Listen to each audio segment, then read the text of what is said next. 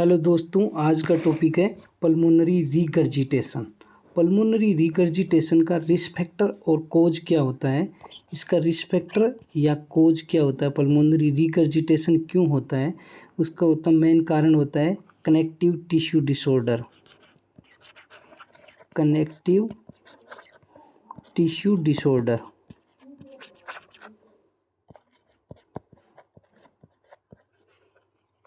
Connective tissue disorder और कभी कभी इन्फेक्टिव एंडोकार्डाइटिस भी इसका कोज हो सकता है। ठीक है, इसमें मरमर कौन सी दिखती है, पल्मोनरी रिगर्जिटेशन में मरमर कौन सी दिखती है। मरमर इसमें दिखती है अर्ली डायस्टोलिक मरमर। अर्ली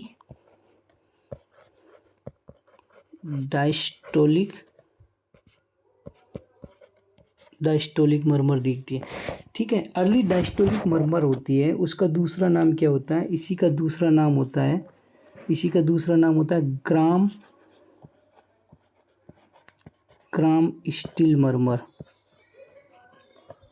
ग्राम स्टील मरमर भी इसको बोलते हैं।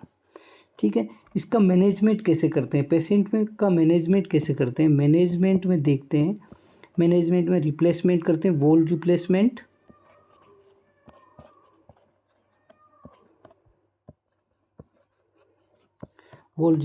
करते हैं। इम्पोर्टेंट टॉपिक यहाँ पे ये है, इम्पोर्टेंट पॉइंट ये है कि ग्राम स्टील मरमर कहाँ पे देखने को मिलती है। ग्राम स्टील मरमर मोस्ट कॉमनली देखने को मिलती है, वो दिखती है पल्मोनरी आर्टरी हाइपरटेंशन में, और उसके बाद देखने को मिलती है पल्मोनरी रिगर्जिटेशन में। ये बहुत इंपॉर्टेंट पॉइंट है नीट पीजी एंड एफएमजी के लिए। ठीक है, नेक्स्ट टॉपिक है माइट्रल स्टेनोसिस। नेक्स्ट टॉपिक है माइट्रल स्टेनोसिस। माइट्रल स्टेनोसिस के लिए रिस्क फैक्टर क्या होता है, इसके लिए रिस्क फैक्टर होता है, माइट्रल स्टेनोसिस के लिए रिस्क फैक्टर क्या होता है, rheumatic heart disease, infective endocarditis and calcification.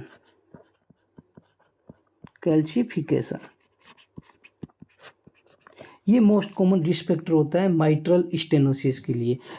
अब माइट्रल स्टेनोसिस के अंदर पल्स कैसी देखने को मिल सकती है, हमें देखने को मिल सकती है वेरी वीक, लो और वीक पल्स हमें देखने को मिलती है। पेशेंट के अंदर। ठीक है, इसमें मरमर, माइट्रल स्टेनोसिस में मरमर कैसी देखने को मिलती है, माइट्रल स्टेनोसिस में मरमर हमें देखने को मिलती है मिड डायस्टोलिक मरमर। मिड डायस्टोलिक मरमर हमें माइट्रल स्टेनोसिस के पेशेंट में देखने को मिलती है। यहाँ पे बहुत इम्पोर्टेंट पॉइंट ये है कि माइट्रल स्टेनोसिस के पेशेंट में लाउड S1 साउंड देखने को मिलती है। Loud S1 sound, S1 heart sound, loud S1 heart sound हमें माइट्रल स्टेनोसिस के पेशेंट में देखने को मिलती है। बहुत ज़्यादा इंपॉर्टेंट पॉइंट है ये, क्वेश्चन में ये मेंशन होगा ही होगा। माइट्रल स्टेनोसिस का क्वेश्चन आएगा तो उसमें ये मेंशन होगा कि पेशेंट में लाउड S1 साउंड पेशेंट में प्रेजेंट है। क्लिनिकल फीचर क्या होते हैं माइट्रल स्टेनोसिस के पेशेंट में, क्लिनिकल फीचर क्या देखने को मिल सकते हैं।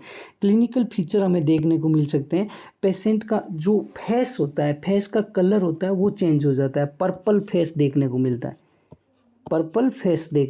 है। ये बहुत इंपॉर्टेंट क्लिनिकल फीचर होता है। इसमें माइट्रल स्टेनोसिस के अंदर जेवीपी में क्या चेंजेस आते हैं, जुगुलर वेनस प्रेशर में क्या चेंजेस आते हैं। जुगुलर वेनस प्रेशर में माइट्रल स्टेनोसिस में प्रोमिनेंट ए वेव देखने को मिलता है। हमें क्या देखने को मिलता है, प्रोमिनेंट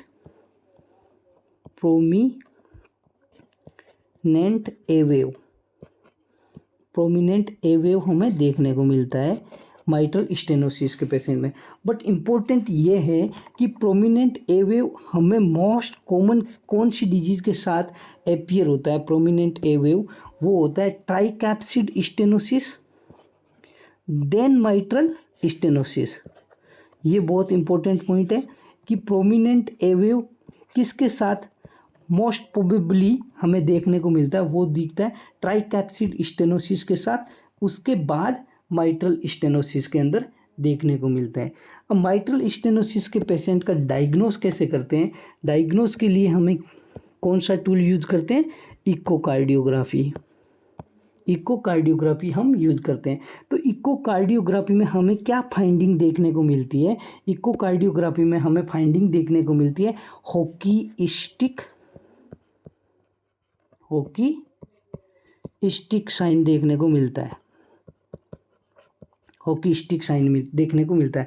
और समटाइम हम एक्सरे भी करवा लेते हैं पेशेंट का, समटाइम हम एक्सरे करवा लेते हैं। तो एक्सरे में हमें क्या देखने को मिलता है? एक्सरे में हमें जो फाइंडिंग देखने को मिलती है वो मिलती है फिश माउथ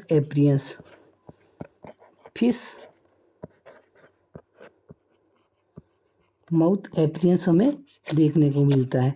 ठीक है जी। अब माइट्रल स्टेनोसिस के पेशेंट का मैनेजमेंट कैसे करते हैं हम? पेशेंट का मैनेजमेंट करने के लिए हमें सबसे इम्पोर्टेंट है, स्टेनोसिस है तो बलून डायलेशन करेंगे, बलून डायलेशन।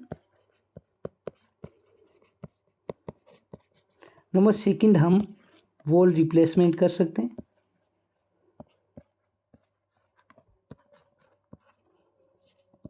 वॉल रिप्लेसमेंट कर सकते हैं।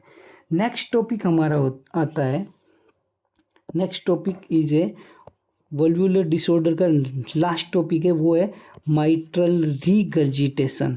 माइट्रल रीगर्जिटेशन का रिस्क फैक्टर क्या होता है?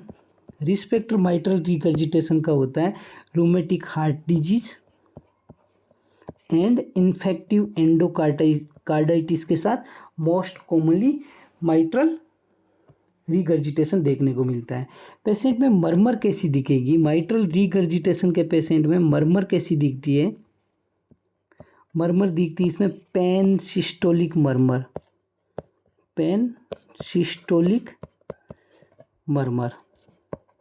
ठीक है जी। अब इसमें माइट्रल रीगर्जिटेशन होता है, माइट्रल रीगर्जिटेशन में हार्ट साउंड हमें कैसी दिखती है?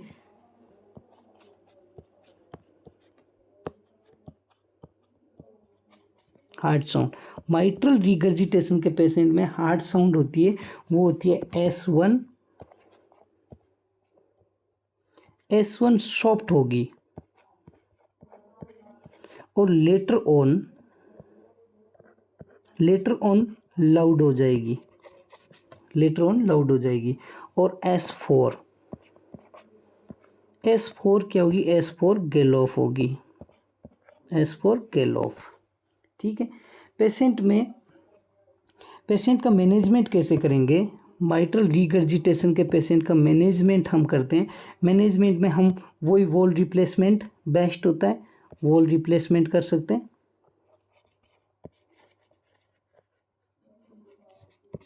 Wall replacement is best. But यहाँ पे एक इम्पोर्टेंट पॉइंट ये है कि माइट्रल रीगर्जिटेशन में जीवीपी कैसी दिखती है? माइट्रल रीगर्जिटेशन के पेशेंट में जीवीपी हमें कैसी दिखती है? जीवीपी हमें दिखती है प्रोमिनेंट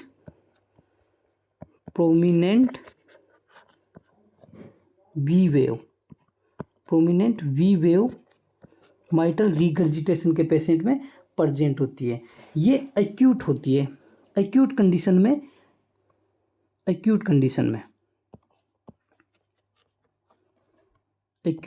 में ये देखने को मिलती है। बट पेशेंट सीवियर और लॉन्ग टाइम के लिए माइट्रल रीगर्जिटेशन का पेशेंट होता है, तब हमें क्या देखने को मिलता है? तब हमें क्रोनिक पेशेंट होगा तो हमें पेशेंट में क्या देखने को मिलेगा? तब पेशेंट में हमें देखने को मिलेगा wide split S2 heart sound.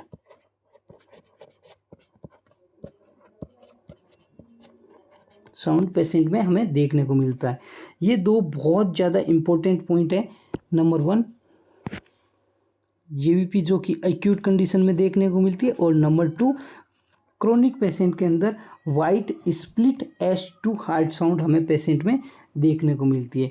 तो ये हमारी 8 डिजीज थी जो वल्वुलर डिसऑर्डर के ऊपर थी, स्टेनोसिस और रिगर्जिटेशन। नेक्स्ट टॉपिक हमारा होगा मर्मर, और उसके नेक्स्ट होगा जेवीपी। ये दो बहुत इंपॉर्टेंट पॉइंट है नीट पीजी एंड एफएमजी के लिए। अभी के लिए थैंक यू गाइज।